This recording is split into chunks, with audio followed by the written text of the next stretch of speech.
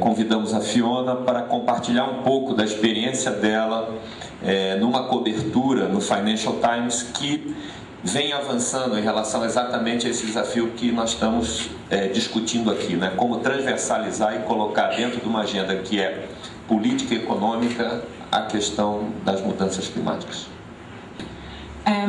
I'd also just, before I begin, I'd like to thank ANDI for inviting me to speak at the conference, and I'd also like to thank the British Embassy and especially Creaky here, who has been extremely kind in helping me to get here.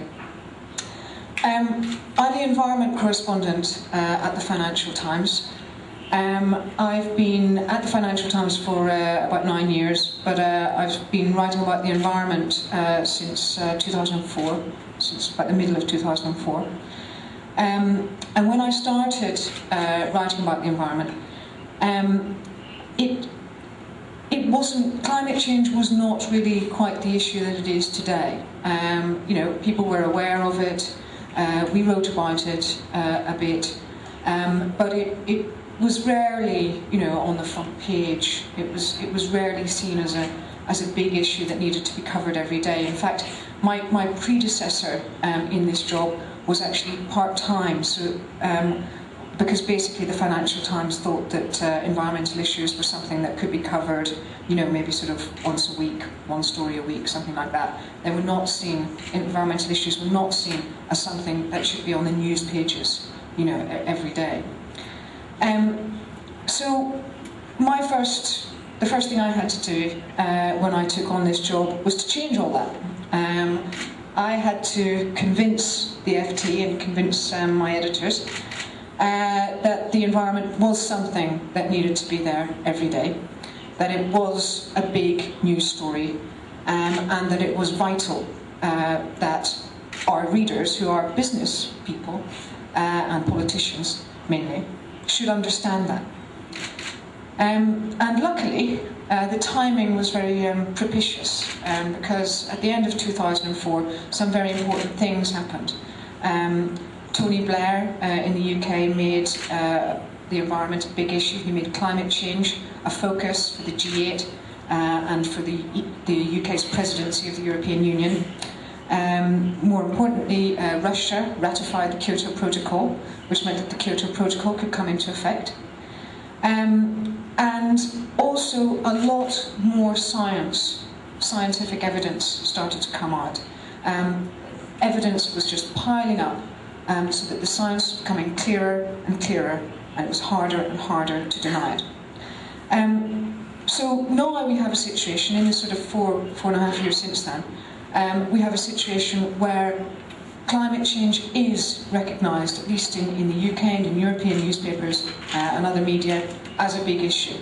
Just to give you an example, you know, in 2004, climate change was mentioned only a few hundred times in the British press. Last year, it was mentioned more than 10,000 times. So it's quite a big difference. Also, if you look at what newspapers are doing, just in the UK, it's extremely interesting. For instance, there's a big newspaper in the UK called The Guardian, and it now has 10 journalists covering the environment, mainly climate change, but other environmental issues as well. I mean, 10 people do what I have to do as one person. You know, it's a big thing. And the BBC as well, you know, they've got a load of environment correspondents now, whereas they used to just really have one. So it's becoming, you know, something that is getting a lot more attention, a lot more coverage, and so it should. You know, we've heard this morning about the science. We've heard about, you know, some of the other issues that are, you know, making climate change a very critical issue. You know, and it's absolutely right that we should be covering it in this way. The most important thing, when I looked at climate change, when I started doing this job, I realised something very quickly, and it was that climate change is not an environment issue. It's not an environmental issue. The reason I say that, which may sound strange as I am the environment correspondent, But the reason I say that is that it's easy for the media to push aside environment stories. Stories that are seen as environment stories are seen as a little bit fluffy, you know, a little bit about, you know, trees and bunny rabbits and skies and clouds. You know, it's not really taken all that seriously. Another problem is that, to be brutal, we can put up with an enormous amount of environmental degradation without complaining. I haven't been in Brasilia for very long, so I don't know whether you have a smog problem here. Do you? A smog problem? You may do. Most big cities in the world do. And the thing about smog is that people complain about it all the time, but no one ever does anything about it. In big cities all around the world, you know, in Europe, in America, in the Americas, in Africa, in Asia, there are all over the place. There are huge problems with smog, with air pollution, and yet we still carry on breathing that polluted air because we could just put up with it. You know, we don't come out in the streets and start fighting about it. Another important problem with climate change, and something I realised very quickly, was that you could not see climate change and the environment as a CSR issue, as a corporate social responsibility issue. I don't know how much coverage corporate social responsibility gets in the Brazilian press. In the UK, it gets very little.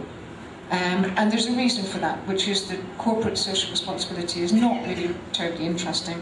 And also companies don't take it all that seriously. They see it as something that's pretty optional. It's on the fringes of what they do. They'll put out a big report once a year, a big glossy report, you know, about this size, with lots of lovely pictures of, you know, frogs and bunnies and trees. And the chief executive sort of, you know, standing in a forest. But they don't actually really take it all that seriously, and when it comes to the crunch, they will let it go. You know, if it's costing them money and they need to save money, it will be the first thing to go. So it's very clear to me that we cannot let the environment be seen as merely an issue of corporate social responsibility. It's not optional. It has to be essential. We've already heard a bit from Daniela here about climate change as an economic issue, and I think this is absolutely key. As I said, we can't afford, I realised that I couldn't afford to let climate change be seen just as an environment issue. It had to be seen as an issue of economics. And one of the most important things that happened shortly after I started writing about climate change was the Stern report, which we've heard a little bit about. And you know, that really changed things massively. It proved that climate change would be immensely damaging economically. You know, we think that there's a financial crisis going on now. We think that this is serious. This is nothing compared with the kind of economic crisis that we will have if we don't combat climate change as a matter of urgency.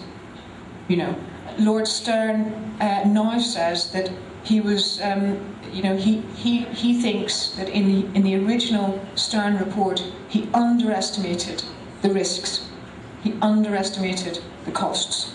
He thinks that they are much greater now, the costs of climate change, of the damage that climate change will do.